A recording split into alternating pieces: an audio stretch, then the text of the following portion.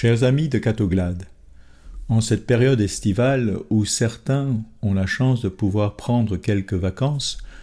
nous côtoyons en ces lieux, à la montagne ou à la plage, chez nous ou à l'étranger, des hommes et des femmes qui n'ont aucune idée sur Dieu, le Dieu de miséricorde et d'amour, qui seul peut donner à l'homme le vrai repos de son corps et de son âme, en lui donnant de vivre de sa vie par le don du pain de vie éternelle qu'est le corps du Christ. Nous qui connaissons le Christ et par lui son Père dans l'union d'amour de l'Esprit Saint, ne nous trompons pas lorsque nous cherchons le bien-être, le repos pour refaire nos forces. Bien sûr que le repos physique, les joies légitimes d'un bon repas en famille ou avec des amis, des activités sportives, sont nécessaires à notre équilibre. Mais les besoins du corps passent avec le temps et tout cela nous semblera bien éphémère et insignifiant face à la perspective de la vie éternelle. C'est pourquoi le Seigneur, dans les paroles que nous avons entendues ce dimanche, après la multiplication des pains, refusa de satisfaire la foule qui voulait faire de lui leur roi et se retira seul dans la montagne. Plus tard, il dira à cette foule, « Vous me cherchez non parce que vous avez vu des signes, mais parce que vous avez mangé de ces pains et que vous avez été rassasiés. » Travaillez non pas pour la nourriture qui se perd, mais pour la nourriture qui demeure jusque dans la vie éternelle, celle que vous donnera le Fils de l'homme. Et Jésus va leur parler longuement du vrai pain que le Père donne aux hommes, son propre corps,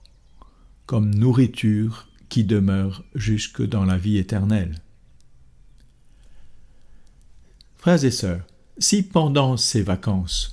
nous oublions le vrai pain du ciel pour ne chercher que le pain de la satisfaction de notre bouche et de nos envies terrestres, nous ne trouverons ni vrai repos ni vraie joie,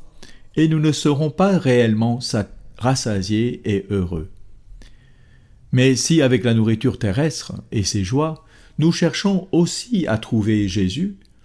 en cherchant dans le silence et la prière, à l'occasion d'une visite d'une église pour saluer le Saint-Sacrement, ou lors d'une marche en forêt ou à la montagne pour prier Dieu et pour l'adorer présent à sa création, alors nous referons réellement nos forces intérieures, les forces de l'âme, celles qui nous donneront le courage d'affronter les défis du monde et le poids de nos devoirs dans l'Église, dans nos familles ou dans la société. Seigneur Jésus, tu es toujours avec nous, lorsque nous sommes en repos ou dans la vie active, pour nous procurer le pain quotidien, la nourriture de ta parole et de ton pain de vie éternelle.